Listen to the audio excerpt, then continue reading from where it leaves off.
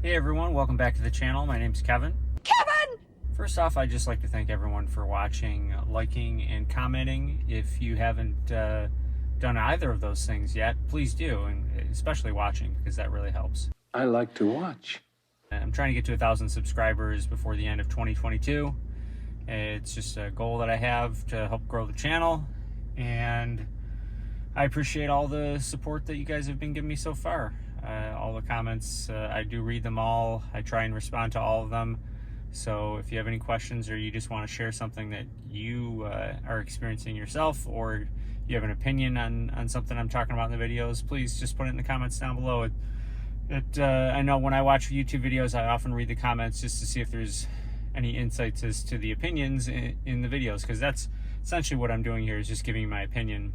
Which brings me to this week's video, which is going to be my top 5 likes for the F150 Powerboost. As you know, I own a 2022 Ford F150 Powerboost Lariat 500A, and I've been chronicling my ownership of it, mostly having to do with miles per gallon, but there's some other videos that you can watch on some other accessories and bed covers and whatnot that I got, and some of the features of the truck. So if you look in the description, you can see the playlist for all the miles per gallon videos, and then you can also see a playlist for all the videos in general on the F-150. I've also, I don't know if you can see in the background there or not, if it's actually showing up, my wife last week had gotten, or 2 weeks ago now, had gotten a Alfa Romeo Stelvio, and I did my first video on that truck. I don't know what this channel is going to be. It could be me just talking about the Ford F-150 Powerboost, but I think that I'd like to occasionally do a video that's not having to do with the Powerboost, just because I have lots of other interests, and I figured the easiest thing would be... We can do this the easy way or the hard way. The easy way. To review a different vehicle, and obviously having access to my wife's vehicle was a pretty easy thing. So if you haven't watched that video, if you have any interest, it's the Alfa Romeo Stelvio. It's a pretty cool car, and I'd recommend giving it a watch. Without further ado, on to my top 5 likes of the Ford F-150 Powerboost.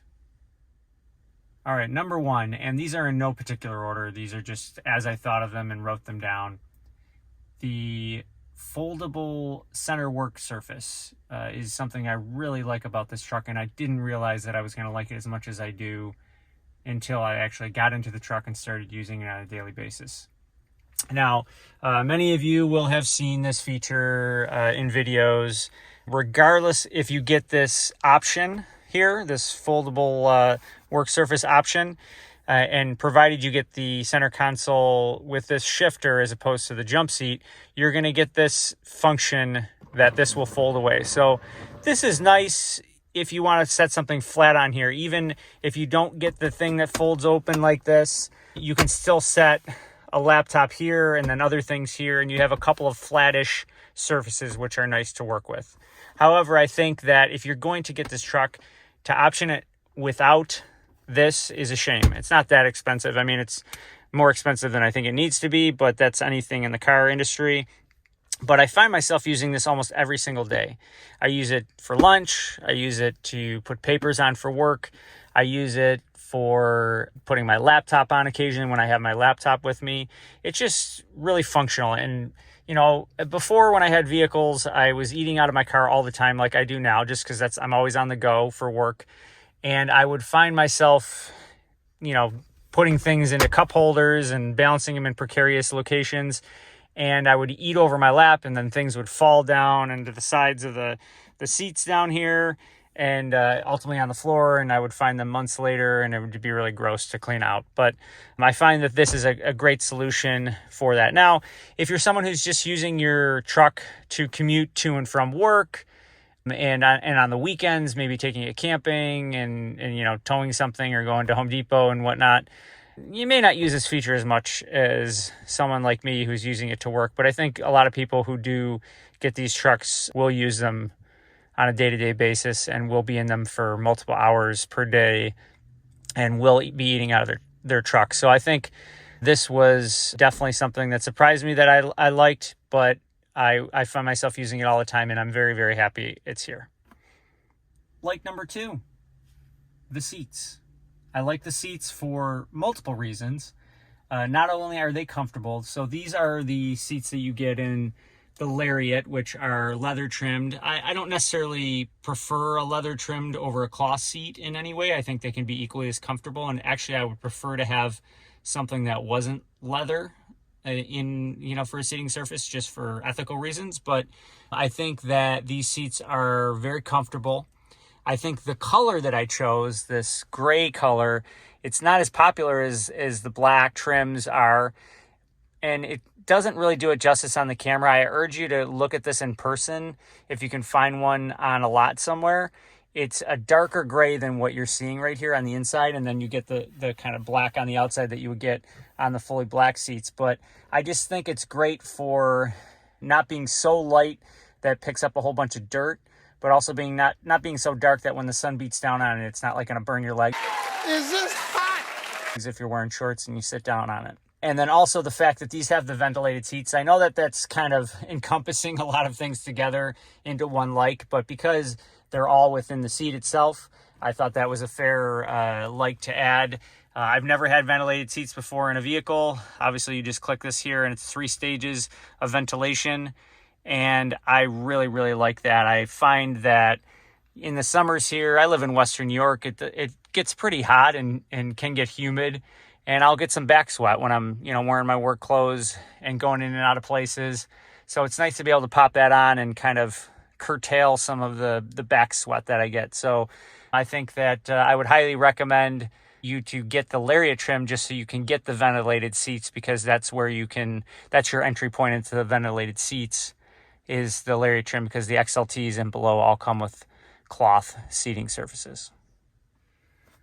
Number 3, the drive modes actually do something. I've had multiple vehicles where they have, the sport mode, or dynamic, or whatever they call it, the normal mode, eco mode, and whatnot. And quite often they don't do enough. It's not enough of a difference between one or the other. Do something! But in this, I find that you definitely notice a difference between all of them. And you can see it's actually changing into something. So if we look right now, I'm in normal mode. Stay tuned for a future video because I'm doing an entire tank on normal mode, because majority of times I've been driving around in eco mode. So I want to see, as people had mentioned, if in normal mode I can get better fuel economy. All that aside, look for that in a separate video. The drive modes are really cool. So this is normal mode, and theoretically this is what the truck will be when you start it up. If you were to be in eco mode a whole bunch of times when you start up the truck, it'll ask you if you want to return to eco mode, which I would always click yes to that. But in this case, it's on normal mode. You click once to the left and you're in tow haul mode. Another time you're in eco mode. And then another time you're in sport mode. Now, if you see in sport mode, it actually shows that it's shifting to 4x4, because that's going to give you the power and the traction that you need. Or I guess I don't know the exact science of why it does that, but it's going to put you into a mode that increases the throttle response and makes the revs go a little bit higher. So you really notice when you're in sport mode, and this thing definitely, as you guys have witnessed before, can haul butt in this mode. So I was mostly in eco mode, which you can definitely notice that it's a little bit more sluggish and doesn't respond to the touch of the throttle as much. Normal mode, I think, honestly, well, I haven't done tow haul because I haven't towed with this yet, but normal mode is actually pretty responsive. I think that it's almost equidistant between eco and sport. So you feel like you're still able to step on it a little bit and compete at the line, as it were. You're gonna win. I'm gonna win. And to lesser degrees, I've gotten... I just turned on my air conditioning. It is so hot in my car right now, and But then I realized that it was my head that was making my head so hot. I'm trying to keep it off so that the audio sounds good. I may have to turn it on though, because I'm like dripping sweat right now. So normal mode, then if you go to the right, there's slippery mode, which then also puts you into 4x4. And you can see it happening here. 4 auto, 4 low, 4 high, and 2 high. And then obviously press this to lock the differential. And you can see there's one more mode, and that's deep snow sand. that one, I think, is the one that puts you... Oh, no, there's mud and ruts. The mud and the ruts is the one that tries to put you into the 4 low, which, you know, obviously you can only do at a certain speed. But anyway, I haven't used mud and ruts yet. I haven't used snow and sand yet because I got this truck in May. And I've used the slippery a little bit on a torrentially downpoury day when I was worried about it hydroplaning, because it does put you into 4 auto in the case that it would hydroplane and kind of slip out of control. The 4 auto system would help me not get out of control, essentially. So I really like the dry modes. They make a difference. They're cool. The animations are neat. That's just a little gimmicky, but for the most part, they're functional. And I'm sure that some people will use more than the others. Like I said, I'm going to probably use Sport and Eco more than I'll use a lot of the others like Tow and Haul, but functional nonetheless. Like number 4, this may be a little bit of a cop-out, but I like the hybrid powertrain combined with the Pro Power on board. I know that's kind of combining 2 things again, like I was combining the ventilated seats and the color of the seats, but I think that's a fair assessment because they're kind of part of the same system. Resistance is futile. We wish to improve ourselves. And once again, I've said this before, I'll say it again, you need to make sure that if you're optioning this with the Powerboost, that you get the 7.2 kilowatt inverter. It gives you so many options. And here's the thing, it'll give us so much extra space in our room to do activities. To use this as a generator, so you're not lugging around this big generator. Your truck basically is a generator because it's equipped with that inverter. And then you can kind of go into the features here and go into the Pro Power on board and then use your truck like a generator. I don't have it on right now because obviously nothing's needed to be plugged into it, but the hybrid powertrain is really cool. I don't really notice too much of a difference when it's switching in between the internal combustion engine or the hybrid powertrain as you're driving around. And I think that it's a pretty smart system. It's pretty seamless. And combined with this generator, it's just a win. It's a win over the Lightning. I would like to have a Lightning one day or an electric vehicle one day, but it scares me like anything. Like I'm sure you guys have the same concerns that I do with an electric vehicle, especially if you're going to use it to power your house in a power outage. Well, what happens when that runs out of electricity? You got to go to a charging station. I know that you got to go to a gas station when this runs out of gas, but I think that this will run for much longer with a 30-gallon gas tank than an electric truck would to charge your house. I could be wrong, but it just seems to me that that would be the case. And then it's going to take a long time for infrastructure to come around for electric vehicles in terms of not only just charging stations around so people feel comfortable enough to where they're not going to worry about getting to the next charging station, but also at our houses. You know, it's an expense to get these charging stations installed. And, you know, if you want the full functionality of it to power your house in the most safe way as done by a qualified electrician, it costs even more. And do you want to make that expense on a technology that, you know, I don't think is going to be mainstream as quickly as we all want it to be? So anyway, I like the Pro Power on board and the hybrid powertrain. Okay, so for lake number 5, I'm in the back seat. And I know this is yet another cop-out, but I like the whole back seat area. It's very functional. Then again, I've never owned a truck before, or especially a full-size truck with the utility that not only the bed provides, but this back seat area. I really like how these seats fold up and give you so much space. I'm constantly putting boxes and other things back here, and to have the flat load floor is huge. That's like, it makes it so practical. So if there's a truck that exists that doesn't have this back floor that's flat like this, I don't think I would like it nearly as much. Now, I don't have the foldable lockable storage in here, which I think might eat into this space a little bit. So I'm kind of glad that I didn't get it, but maybe I would like it if I actually had it and used it.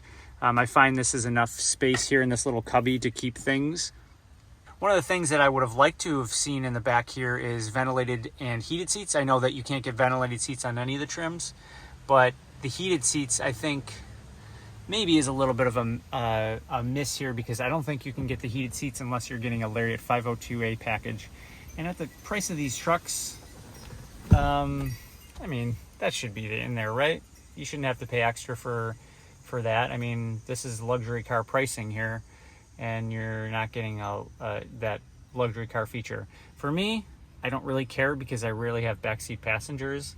I took my in-laws, I picked them up from the airport a couple days ago, but it's summer and they wouldn't have used them anyway, so it's not anything that's crazy for me. Obviously, in the Lariat, you start to see this, which is the little armrest, which I think is nice for backseat passengers on long-haul trips because they can have a place to put their elbows. Obviously, there's cup holders here that they can access, even if this wasn't here. So if you have an XLT, that's plenty fine. And then obviously in the door, storage is ample. But yeah, I really like the functionality of the back seat. I like it a lot. All right, you guys are going to kill me because I'm going to throw in a couple honorable mentions. I have to. There's too much to like about this truck. Yes, I had my 5 that I just went over, but I'm going to add even more to it as kind of the honorable mention category here. I can't believe I even left this off my first top 5, but like I was just rattling off things in my head, and the first 5 things I thought of, I wrote down, and I'm like, I didn't even mention anything about the big 12-inch screen in the infotainment center. I think it's one of the most intuitive, quick to respond infotainment systems that I've worked with, in both the integration with Apple CarPlay and the integration with its own built-in system. There's a name for this. I don't really know. Everyone's got their own name for their infotainment software, but whatever this is called, I like it. Sorry, that's not the most technical information there, but I think it's great. And this is big. It's like a centerpiece of the truck without looking like it's super bulky. Admittedly, I do kind of like the large screen in the Lightning that I've seen. I've only ever seen it on video, so maybe in person I would think it's different, but it just looks like the future. This is pretty cool though too. I really like it.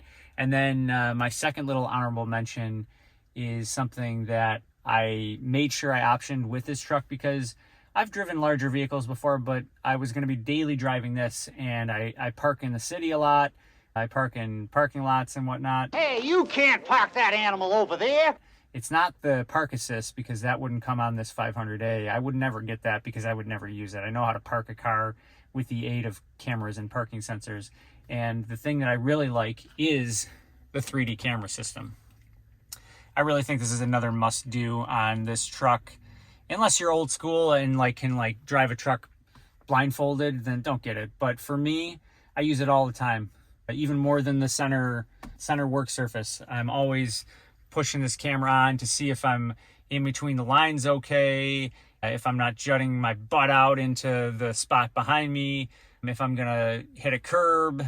It helps in so many ways, and I think the cameras are really crystal clear, and you have obviously tons of different views. You know, the views are endless. Well, that's a camera you can add, actually, an auxiliary camera on a trailer. You know, if you're someone who likes to tow, there's one that's the top down so you can see if you're lining up to the hitch properly. It's just exceptional. It's one of the best I've seen in my wife's Alfa Romeo. It's one of the worst rear camera systems I've ever seen. It's not a 3D system. It does have parking sensors, but the clarity and resolution on and the size of the screen is almost a joke. But that's for a different video on her car, and to one of the things that I don't like. Yeah. Thanks for watching the video this week, guys. Those were my top 5 likes of the Ford F-150 Powerboost. If there's something that you disagree with me on, let me have it in the comments. I can take it. I realize that we're all going to have our different likes and dislikes, but I think a lot of these are going to be echoed from a lot of people who own this truck already, and then people that are anticipating their trucks that are in the order process right now or considering placing an order for these. I think that a lot of these features that I mentioned and went over that are options, I think you should make sure you option on this truck. Having said that, thanks for watching. Please like and subscribe. Please like and subscribe. Please. I'm saying please. My mom taught me to say please. And I will see you next week in the next video. Kevin!